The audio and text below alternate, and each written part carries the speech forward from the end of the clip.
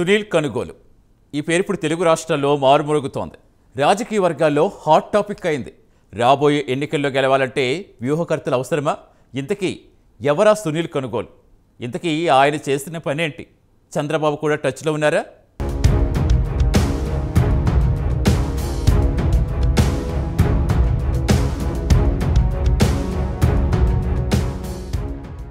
సమకాలీన రాజకీయాల్లో రాజకీయ పార్టీలకి వ్యూహకర్తలు అవసరం ఏర్పడుతోంది. 10 ఏళ్ల తర్వాత తెలంగాణలో కాంగ్రెస్ అధికారం రావడం వెనుక చాలా మంది కృషి ఉంది.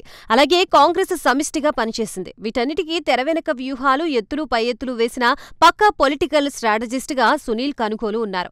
ఆయన పేరు కూడా ఇప్పుడు అంతే స్థాయిలో మారుమోగుతోంది. కర్ణాటక రాష్ట్రానికి చెందిన సునీల్ కనుగోలు గతంలో పీకే అలియాస్ ప్రశాంత్ కిషోర్ కి ప్రథమ శిష్యుడు.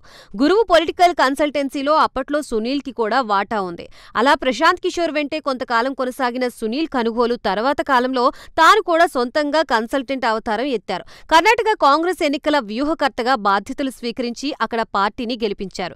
ఇప్పుడు తెలంగాణలో కూడా అదే వ్యూహాన్ని అమలు చేసి హస్తానికి తీరని కోరిక నెరవేర్చారు.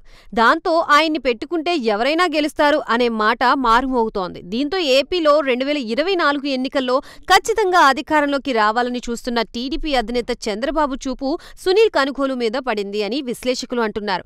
ఏపీలో ఇప్పటికే టీడీపీకి రాబిన్ శర్మ సేవలు అందిస్తున్నారు. అయితే ఆయన వ్యూహాలు అంతగా పారడం లేదు అని పార్టీ వర్గాలు అంటున్నాయి.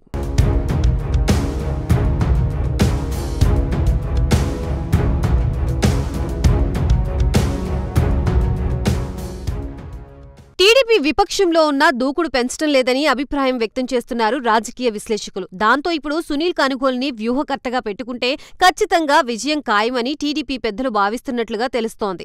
దీంతో సునీల్ కనుగోలుకి చంద్రబాబు ఫోన్ చేసి మంతనాలు జరిపారన్న టాక్ ఇప్పుడు పెద్ద ఎత్తున ప్రచారం జరుగుతోంది. దీనిపై సోషల్ మీడియాలో కూడా పెద్ద ఎత్తున ప్రచారం సాగుతోంది. చంద్రబాబు కూడా రాజకీయ వ్యూహాలు పనడంలో అపర చాణక్యుడని నానుడి. 2019 ఎన్నికల నాటికి ఆయనే వ్యూహాలు సొంతంగా వేసుకుంటూ వెళ్లారు. కానీ అవి వైసీపీకి వ్యూహకర్తగా పనిచేసిన పీకే ముందు పారలేదు. అప్పటికే వైసీపీకి పీకే ఎన్నికల వ్యూహకర్తగా పనిచేస్తూ ఉన్నారు. పీకేని వైసీపీ తీసుకున్నప్పుడు టీడీపీ నేతలు మాకు బాబు కంటే ఎవరూ అవసరం లేదని అంటూ వచ్చారు. కానీ కాలం మారింది. స్మార్ట్ యుగం నడుస్తోంది. సోషల్ మీడియా కూడా బాగానే పనిచేస్తోంది. ఒకేసారి కోట్లాది బుర్రల్లోకి దూరి కొత్త ఆలోచనలు ప్రవేశపెట్టాలంటే దానికంటూ ప్రత్యేకమైన వ్యూహకర్త ఉండాలి. ఎప్పటికప్పుడు పరిస్థితులకి తగిన విధంగా వ్యూహరచన చేయగలవారు అవసరం నెలకొంది.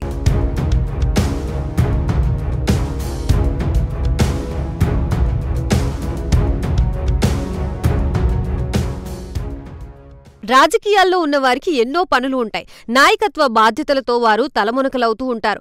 దాంతో తప్పనిసరిగా వ్యూహకర్తల అవసరం ఎంతైనా ఉందనేది రాజకీయ పరిశీలకులు చెప్తున్నారు. అందుకే చంద్రబాబు రాబిన్ శర్మని తీసుకున్నారు. ఆయన ఇదేం కర్మ రాష్ట్రానికి అంటూ ఒక ప్రోగ్రాం ఇచ్చారు. అది ఒక మాదిరిగానే జనంలోకి వెళ్ళింది. అలాగే బాదుడే బాదుడు అని మరో ప్రోగ్రాం ఇచ్చినా అది కూడా అంతంత మాత్రంగానే వెళ్ళింది. ఆ తర్వాత మాత్రం ఆయన నుంచి వచ్చే వ్యూహాల మీద టీడీపీ నేతలకి నమ్మకం తగ్గింది అని ఆ పార్టీ వర్గాలు చెప్తున్నారు. ఏపీలో వైసీపీని ఢీకొట్టాలంటే పదునైన వ్యూహాలు అవసరం. టైం చూస్తే తక్కువగా ఉంది. ఈ నేపథ్యంలో సునీల్ కనుగోలు మీద టీడీపీ ఫుల్ ఫోకస్ పెట్టిందని రాజకీయ పరిశీలకులు అంటున్నారు. మరి బాబు నిజంగా మాట్లాడారా? మాట్లాడితే ఏ విధమైన చర్చలు జరిగి ఉంటాయన్నది ఇప్పుడు సర్వత్రా చర్చనీయాంశంగా మారింది. మరోవైపు తెలంగాణ ఎన్నికల తర్వాత సునీల్ కనుగోలు కాంగ్రెస్ కోసం లోక్సభ ఎన్నికలు అటు కర్ణాటక ఇటు తెలంగాణ కూడా చూస్తారు అని వార్తలు వస్తున్నాయి. దీంతో ఆయన కాంగ్రెస్ పార్టీకి ఇంకా చాలా చేయాల్సి ఉందని ఆ పార్టీ వర్గాలు అంటున్నారు.